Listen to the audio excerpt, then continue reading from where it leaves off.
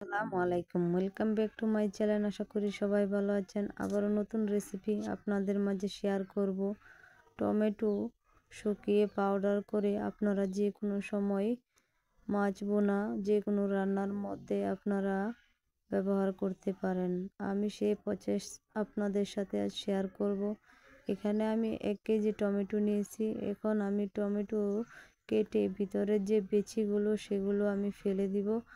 আর আমি ভালো করে চিকন চিকন করে কেটে নেব। আপনারা স্লাইস করে আপনাদের পছন্দ মতে কেটে নিতে পারেন। আপনারা চাইলে কম বেশি করে টমেটো এই প্রসেস করে নিতে পারেন। এখন সিজনাল টমেটো বাজারে অনেক কম দামে পাওয়া যায়। আপনারা চাইলে এই প্রসেসটা করে যে কোনো সময় রান্নার রেসিপিতে ব্যবহার করতে পারেন। আমি এখানে 1 কেজি নিয়েছি, আপনারা চাইলে আরও বাড়িয়েও বা কমিয়েও নিতে পারেন। আমি দেখুন কিভাবে টমেটোর ভিতরের বিচিগুলো কেটে লম্বালম্বি করে কেটে নিতেছি। আপনারা চাইলে আমার মতেও কেটে নিতে পারেন বা অন্যভাবেও কেটে নিতে পারেন। এভাবে করে আমি সবগুলো টমেটো কেটে নিব। আপনারা চাইলে দা দিয়ে বা বটি দিয়েও কাটতে পারেন, চাকুর সাহায্যে যদি না কাটতে পারেন।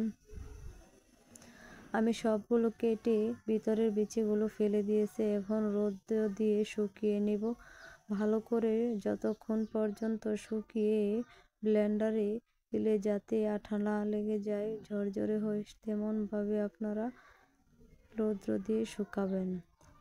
দেখুন আমার রোদ্রে শুকানোর পর প্রায় কতগুলো হয়ে গেছে। এখন আমি হাত দিয়ে চাপ দিলে ভেঙে যায়। আমি এখন একটি মিক্সিং জারে ব্লেন্ডারে আমি এখন সবগুলো দিয়ে দিব। আপনারা যদি বেশি করে করতে চান তাহলে আরও বেশি পরিমাণ হবে।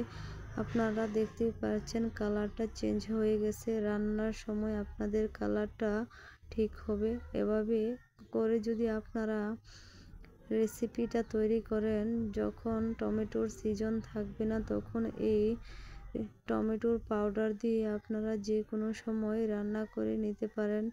আমি আপনাদেরকে অন্য একটা ভিডিওতে দেখিয়ে দিব এই পাউডার দিয়ে কিভাবে মাছ ভুনা বা অন্য কিছু রান্নার পর আপনারা ব্যবহার করতে পারেন।